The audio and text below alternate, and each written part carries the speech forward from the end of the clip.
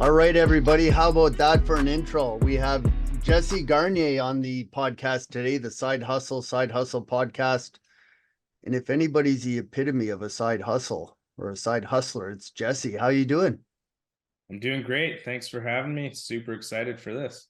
Yeah, so this is like a reunion. We've done probably 104 of these, to be exact, Give or take. Yeah, give or take. Give or take. Those are available on our YouTube channel, but Jesse and I were doing webinars and now we've elevated ourselves to podcasts. So Jesse's the second official guest of our Side Hustle podcast. So Jesse, just to give everybody a little more background, we gave you a little bit of an introduction there on the intro, but what got you into the side hustle business? What prompted you to, leave your job? When did you leave? What have you done since then? And bring us up to speed. Yeah, so going back all the way to grade school is when I first realized I wanted to be my own boss. I knew I didn't want to work for other people. I figured that in order to become my own boss, I probably needed some kind of experience in the workforce. So I did get some jobs out of high school, and I did work for, some other companies and things like that. But ultimately, I would just go into each job that I got with the mentality of I'm going to own this company one day, and I'm just going to take it over. And I purposely seeked out smaller companies so that it wasn't,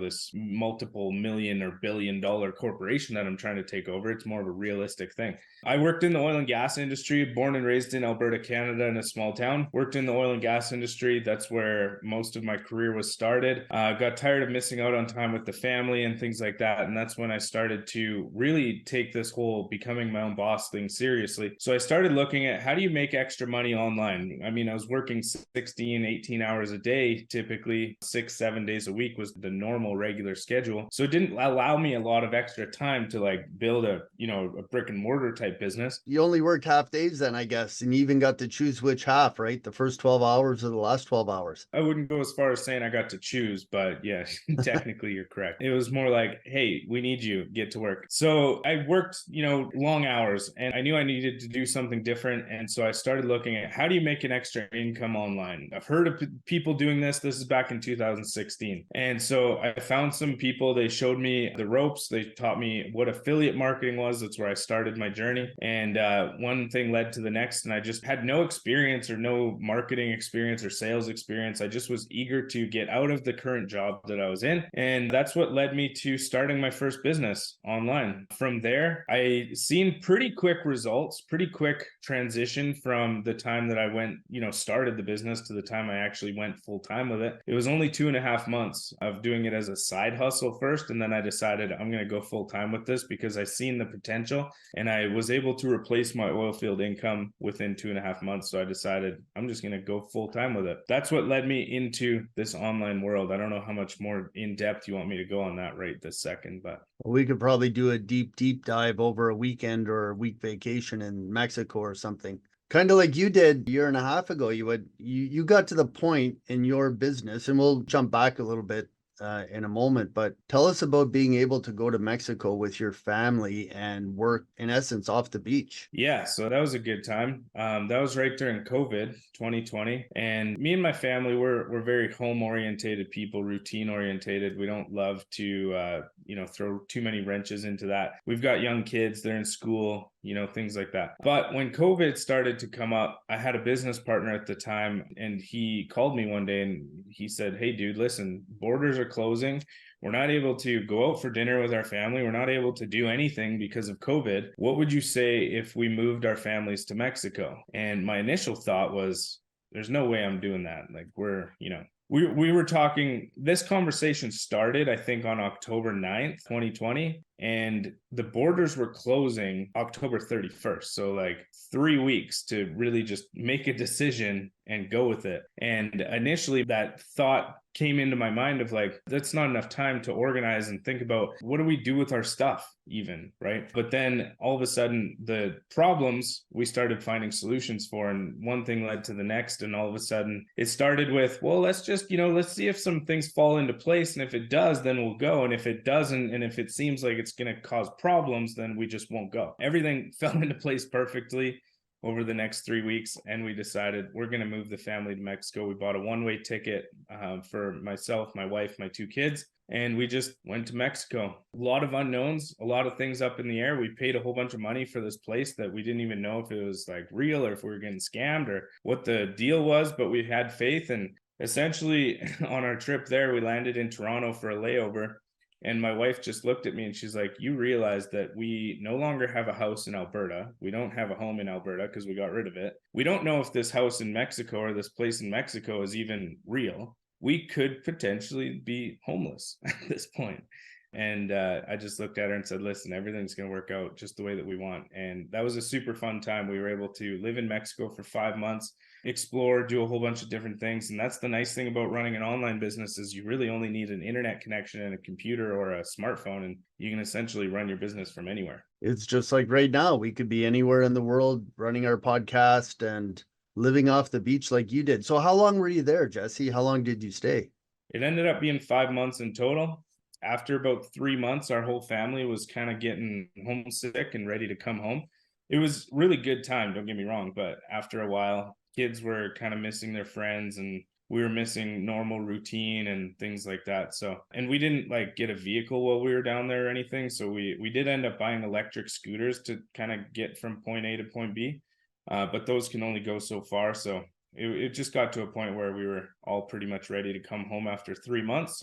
But we ended up staying 5 total. And I remember you giving us a shout out here at MrTaxes. You know, when you first had the idea to leave, you called and had a couple quick questions about your tax status, what's going to happen with our business tax wise, or the bookkeeping side, how can it run? Bottom line was I gave you the blessing on that side and said, go for it. The worst case scenario is you're homeless in Mexico. It's better than being homeless on the downtown streets of Toronto in the middle of January. That is true. Or Calgary. That is 100% true. And I appreciated all of that advice. But I mean, that's the kind of thing that when you have only 3 weeks to prepare, there's like, you wouldn't normally think to ask those questions, but all of a sudden it just gets thrown at you and you're like, oh, what am I going to do with taxes? I don't And know. Those questions start piling up. Where are you going to store your stuff? What about your phone bills? How are you going to, change the address on your phone bills? A lot of stuff is online now, but there's still all the mail, all the coordinations for a trip like that.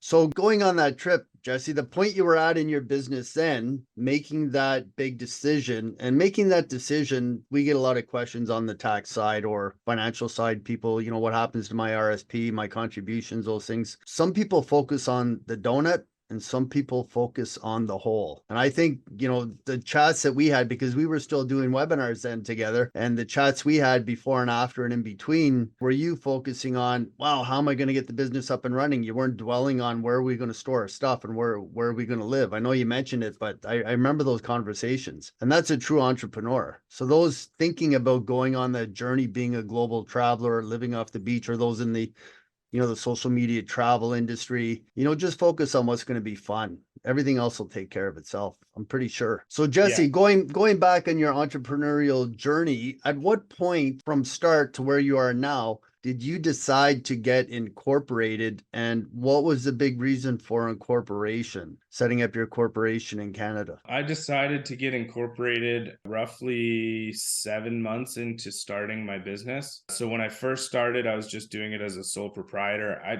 honestly had no idea what I was doing, to be completely honest. But I did reach out to an accountant when I first started and just said, hey, this is what I'm planning to do. I don't know what the future looks like or what's possible necessarily, but I am starting a business. And she informed me, just for now, until you get it up and running, just run it as a personal self-employed type of income. And then after a while, after consulting with, someone who knows more about that kind of stuff, MrTaxes, obviously they're really good. I didn't know you guys at the time, otherwise I would have, but she informed me after about 7 months, we sat down and looked at everything, and I'd made enough income that for tax reasons and multiple different reasons, it made more sense to go the corporation route versus sole proprietor.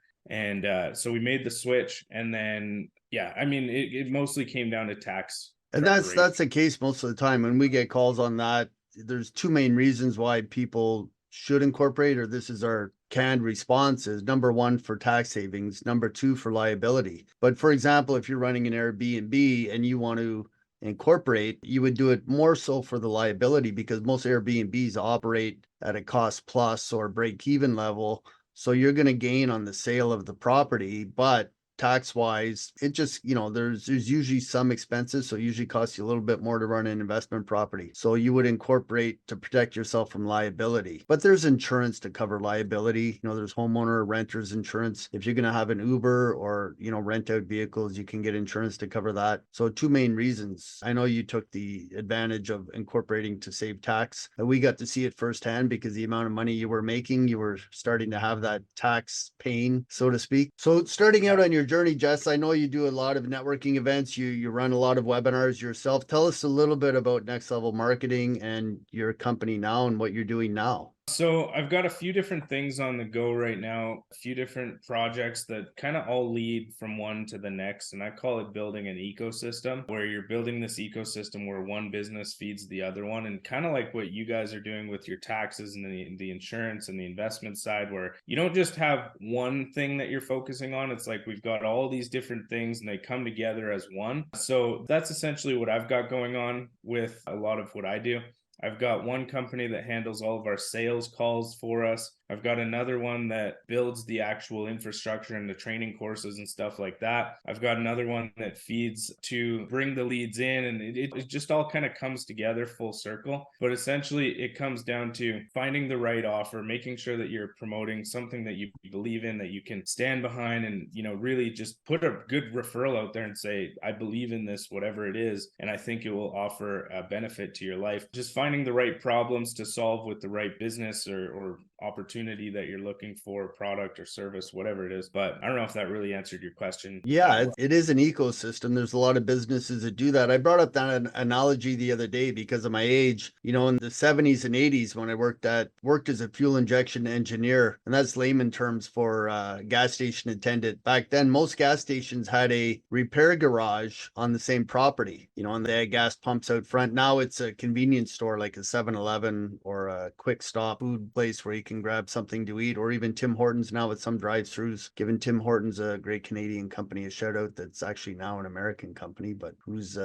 tracking that anyway? But yeah, you got to have an add-on to your business. So those starting out, you have your main idea what you want to do, but you'll find that, for example, a web designer, you're going to partner with somebody doing SEO, or you're going to start doing that yourself and building add-ons onto websites. So whatever you're doing, find something to add on. That's my advice to anybody listening here. Get your main side hustle up and running till it's your full-time hustle, and then you get a side hustle for your side hustle. Those are the things that you can add on. And Jesse, I know you do a lot of reading. You have a lot of self-help books.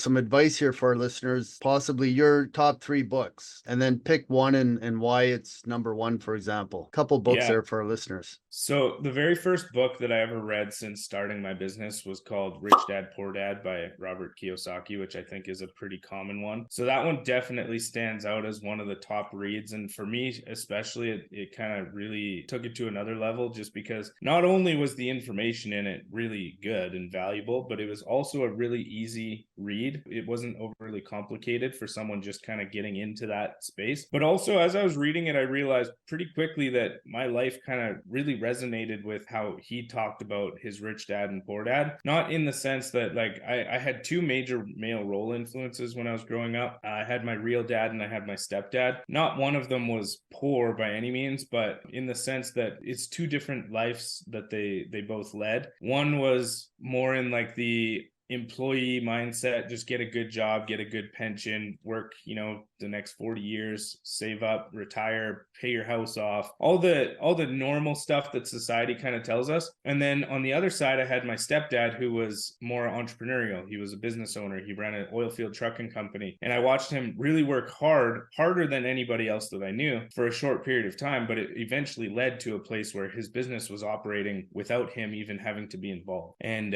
he had all the luxury items. And, that obviously as a young kid, I was like, I want the cars, I want the motorcycles, I want all the stuff that he has. And so I realized pretty quickly that that's the route I needed to go, was the entrepreneurial side. And that book to me was just a good reflection of my life growing up, as well as the information in it was really good. So that was number 1. Number 2 was Power of Full Engagement. This one was one that I started reading pretty early on, again, in my entrepreneurial journey, because it's very easy to get distracted when you're an entrepreneur. And the power of full engagement, essentially the message that it says is whatever you're focusing on, just give it 100%. Whatever you're focusing on at that very moment. For example, I would be sitting on the couch trying to hang out with my family, but also I would see an email come in for business, and I would kind of be half paying attention to the email and half paying attention to the family, where I'm not really fully giving any one of them the attention that they truly deserve. And so it's not about just hustle all the time. It's more about, if you're in family time, be 100% engaged in family time. If you're in business mode, be 100% engaged in business mode. And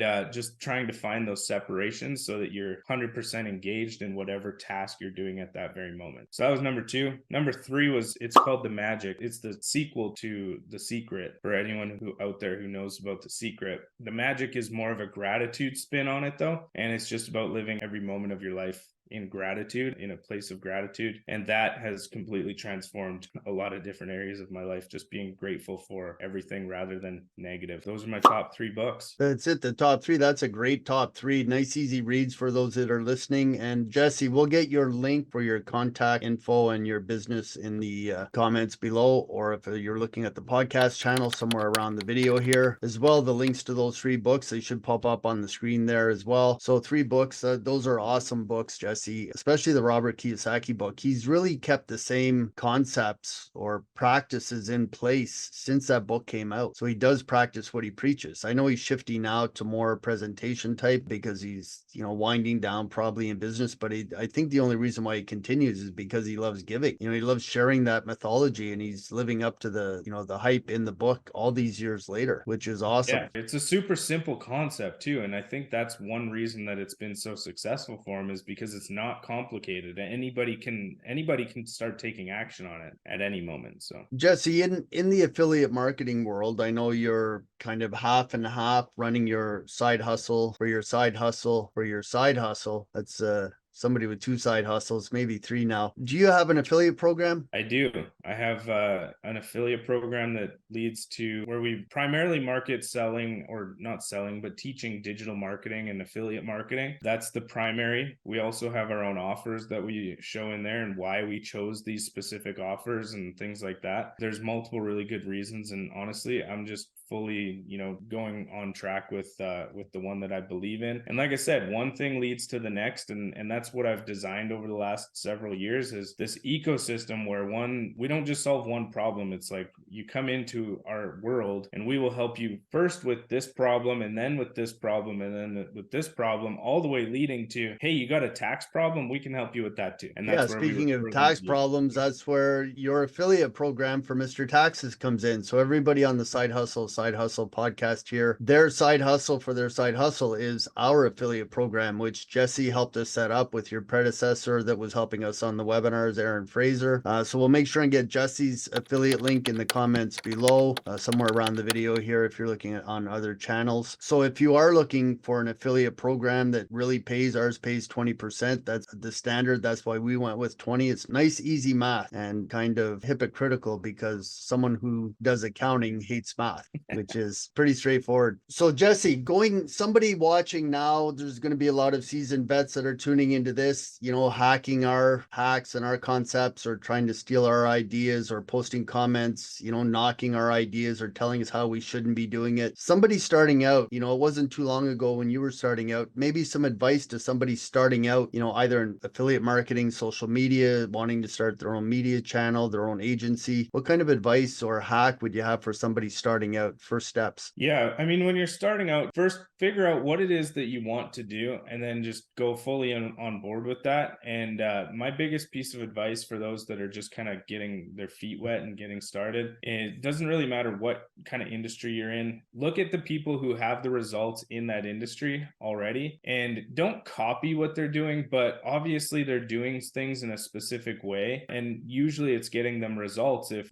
they're successful with it. So figure out, first and foremost, are they successful with it? Number 2, what are they doing? Number 3, how can I take the concept of what they're doing put my own little, flavor on it and start getting my own results by doing something similar to that. Don't ever just rip them off completely, but there's a reason that what they're doing is working, and you don't have to reinvent the wheel every single time. Yeah, if somebody's just doing marketing for your own affiliate marketing program or your own side hustle, I heard some great advice. Pick one social media channel, master it, and then move on to the next one, because there's a lot of overlap.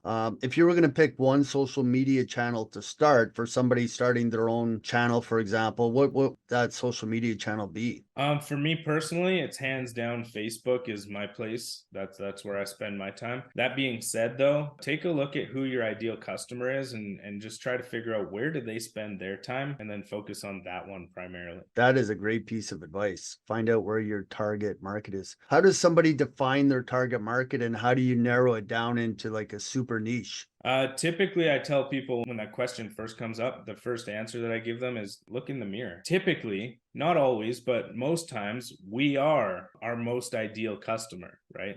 So when you look at yourself in the mirror, just think about the problems that you have, the pain points that you have. How do you spend your time? What are your hobbies? What social media platforms your favorite? Just all of those kind of questions. And that's typically a good place to start. After that, I mean, there's tons of resources, worksheets, and things like that you can do that just ask questions that will kind of help you narrow it down a little bit more. But the starting point is always just look at yourself first. Another great piece of advice. That's 2 for 2. Out of the park with Jesse Garnier with Next Level Marketing. So Jesse, we're running up on time here. Somebody in business for a long time, somebody at the same level as you or higher, that was great advice for somebody starting out. Going into 2024, AI has taken over a lot of things. So besides just the generic response, your biggest hack for advice for other side hustlers here going into 2024, what would it be?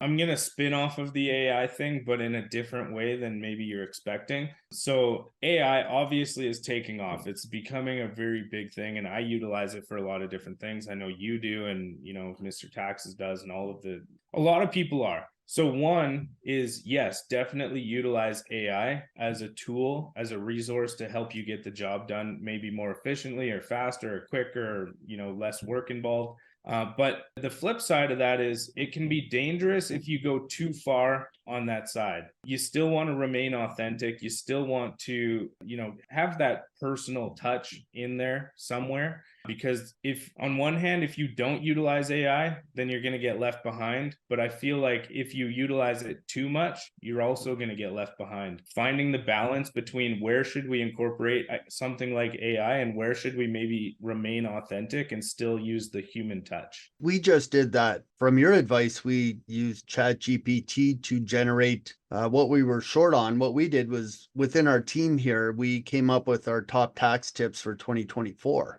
And between the team, we came up with about 265, and we started running out of steam. So we reached out to ChatGPT and we said, generate us 100 Canadian tax tips in 140 characters or less. And in less than a minute, we had them. It took us, maybe another hour to go back through and refine them a little bit. Because we do have compliance that we have to follow and make sure that they were, correct. But within an hour, we had our 365 tax tips, and now our team has put them together into reels, and we're posting those every day on our Instagram channel, which of course you can find in the links below. So watch out for those tax tips, and Jesse's doing the same using AI to take care of a lot of things. What are some of the things that it takes care of for you? A lot of what it does for me is a lot of structure. I use it for structuring different courses or different marketing materials. I've gotten it to write me a couple of different ebook lead magnet type things. I do a lot of social media content with it. Typically what I do with social media content though, because I do want to remain authentic, like I was talking about, is I will write my own version of it, maybe a smaller condensed version where I'm getting my personal key points into it. And then I will ask ChatGPT to help me just refine it a little bit more, things like that. But it's still got that personal touch mixed in with the AI. And I think a lot of people, even if you were to look at my social media, there's some people out there you can tell this is 100% ChatGPT generated. I don't think that you could say the same thing about mine because it's actually not. Are we talking to the real Jesse Garnier today? No. Hold up 3 fingers. There you go.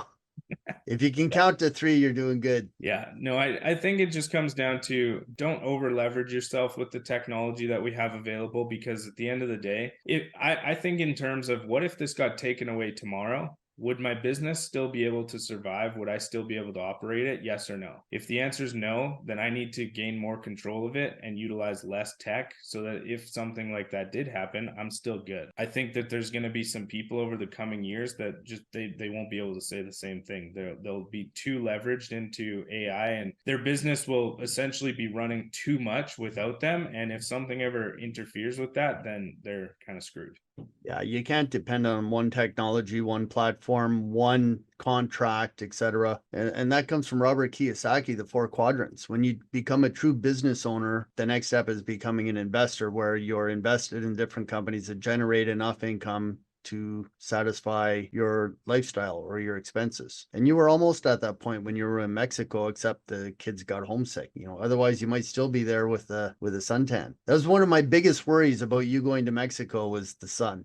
I wasn't worried about too much else, because I know you're a hustler and you can survive pretty much anywhere with a laptop, but without the Wi-Fi connection, you were challenged there a little bit with the Wi-Fi. So, just a heads up, if you're going to travel around the world, make sure you're in a Wi-Fi connection. If you're going to go travel in the depths of Africa or the Amazon, I don't think they have Wi-Fi there yet. Well, unless you maybe have some kind of Starlink connection. But yeah, thank heavens for Elon Musk. There we go. So Jesse, that almost wraps it up. A lot of great advice you have for listeners, those starting out on their entrepreneurial journey. You have an affiliate link that other affiliate marketers could use if they want to sell your service and products. So we'll have all those links below, again, somewhere around the video here, if you're watching on other social media channels on the replay. Any last words for listeners, those starting out, and maybe a last comment for those that are competing with you in the industry? Final words would just be set your goals, set your intention, and be intentional about the time that you invest, because time is money. And if you invest your time wisely, just like a wise financial investment, you will get that return that you're ultimately looking for. So don't lose sight of those goals and keep going. Yeah, I think that's great advice for somebody new or somebody that's been in for a couple of years, and somebody with a family. Jesse, you were able to do it, so don't let that hold you back. Thanks again for being on today, Jesse. The Side Hustle Podcast with your side hustlers here. Watch out for the next episode. This was episode number 2, and I have a feeling Jesse will be back on future episodes. Absolutely. Tune in for more. See you, everyone.